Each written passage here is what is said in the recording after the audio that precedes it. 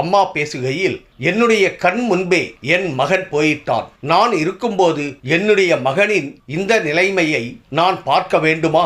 என் மகன் எவ்வளவு நல்லவன் தெரியுமா? என் மேல அவ்வளவு பாசம் வைத்திருந்தான். அவனுக்கு ஜாதகத்தில் கூட இப்போது இறப்பு கிடையாது என்று சொன்னாங்க. நாங்க அதை நம்பிக்கிட்டு இருந்தோம். அதுபோல அவனுக்கு இதுக்கு முன்னாடி எப்பவுமே இப்படி உடம்பு சரியில்லாமல் போனது கிடையாது. அதனால தான் நாங்க அவனை சரியாக கவனிக்காம விட்டுட்டோம். முதல் முறையா இப்பத்தானே அவனுக்கு நெஞ்சு வலி வந்தது. அதற்கு முன்பு அவனுடைய உடலில் எந்த ஒரு கஷ்டமும் கிடையாது. நல்லா ஆரோக்கியமாத்தான் இருந்தான்.